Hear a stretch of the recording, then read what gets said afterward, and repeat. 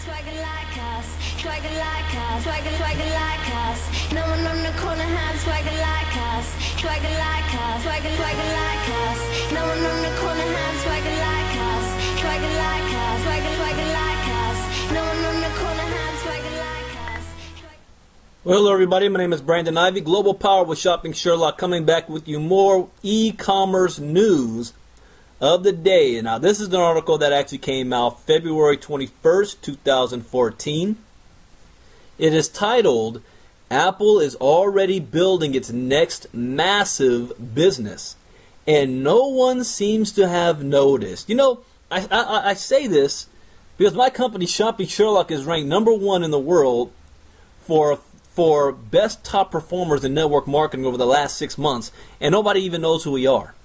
I say that e-commerce is a $1.29 trillion, growing at $200 billion a year, and nobody has seemed to notice. Then we have Apple building its next massive business, and no one seems to have noticed. Now, what is he talking about? Here's a spot quiz. What is Apple's fastest growing product by total dollar sales? If you thought iPhones or iPads, you'd be wrong. Growth of both of those is in decline. It's actually e-commerce. Via iTunes, iBooks, and the app stores. Sales of extra non-Apple stuff via Apple's products were up 19% to 4.4 billion in first quarter 2014. This business is one of Apple's smaller lines, of course, but it's still impressive. If there was a standalone tech startup that was doing greater than $16 billion a year in digital e-commerce sales and growing at nearly 20% a year, I mean, do people think we just make up that 20% a year growth mark? Every single article says this. Everyone would be talking about it. It would be the hottest company on the planet. It certainly dwarfs Zappos, an e-commerce company whose last reported annual revenues were just over $2 billion. A big opportunity on the platform. While the tech press is obsessed with Apple's plans for an iWatch and a new Apple TV device, it's instructive to pay closer attention to the business CEO Tim Cook is actually already building, because it looks an awful lot like Apple's future growth might come from online and mobile retail, not from creating new product categories with new, yet-to-be-invented products. Think about that. I mean, how many iPhones are you going to have? iPhone 6, iPhone 7, iPhone 8? How much does it cost in production to invent a new product, to mass produce, to get it out there in the market, compared to online e-commerce, which costs virtually nothing? It's e-commerce. On his last earnings call, Cook talked about this specifically. In general, we're seeing that people love being able to buy content, whether it's music or movies or books, from their iPhone using Touch ID. It's incredibly simple and easy and elegant, and it's clear that there's a lot of opportunity there. The mobile payments area in general is one that we've been intrigued with, and that was one of the thoughts behind Touch ID. But we're not limiting ourselves just to that, so I don't have anything specific to announce today. But you can tell by looking at the demographics of our customers and the amount of commerce that goes through iOS devices versus the competition that it's a big opportunity on the platform. If Cook had made exactly the same statements about watches or TVs, everyone would have freaked out. Apple fanboys would be jumping for joy. But because he's talking about the dull, there's an interesting word right there he used. Because he's talking about the dull but lucrative business of retail, everyone is ignoring it.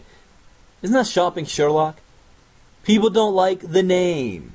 It doesn't sound exciting and sexy enough. It's dull, it's boring, but it is incredibly lucrative. In terms of mobile retail, Apple is already ahead of Google and Android. Even though more people own Android phones, most shopping gets done on iPhones. That is probably what Cook is referring to when he refers to the amount of commerce that goes through iOS devices versus the competition, that it's a big opportunity on the platform. Touch ID is not what you think it's for. In fact, one of Apple's most important recent technological advances has been retail-oriented. Most people think that Touch ID is about security. No one can use or steal your iPhone 5S because you cannot unlock it without the owner's fingerprint.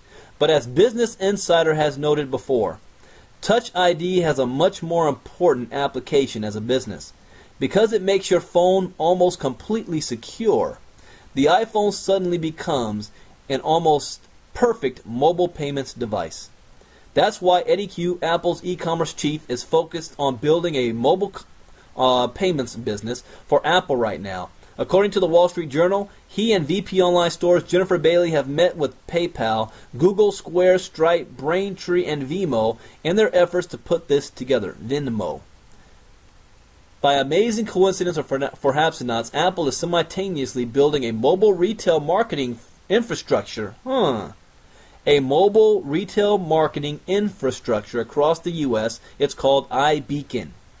Apple is building a national shopping infrastructure.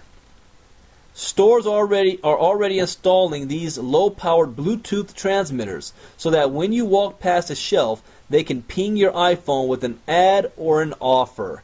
Soon, if you keep your iBeacon functionality switched on, Apple and its iBeacon partners will know where you're shopping all the time, down to a location of just a few feet. That's also kind of scary. And if it becomes possible to pay with your phone instead of your wallet, then Apple will have successfully closed the loop on mobile retailing.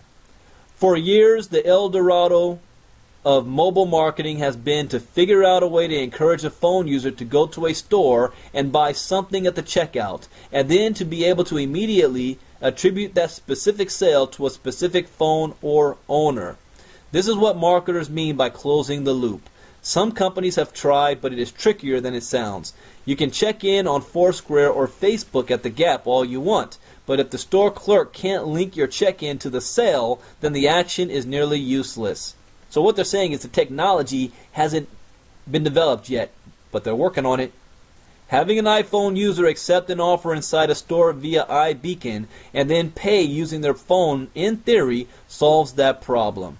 And if Cook really has got this figured out, it's likely to become a lot bigger business than Rich Watches will ever be. The writing is on the wall. The other day I did a video about Twitter founder who is doing fancy e-commerce, allowing purchases to happen on Twitter. They're working on it. That's one billionaire. We talked about billionaire Howard Schultz talking about what's taking place with online shopping, even though he owns a coffee company. Now we have more billionaires over here at Apple getting prepared for it. Oh, let's not forget billionaires over at Facebook that purchased WhatsApp for $19 billion. But it's a dull industry. It's boring. People are ignoring it, but the wealthy are getting paid. Where do you think Shopping Sherlock's going to be in the next few years? My name is Brandon Ivey, Global Power Shopping Sherlock. See you on the next video. Bye-bye.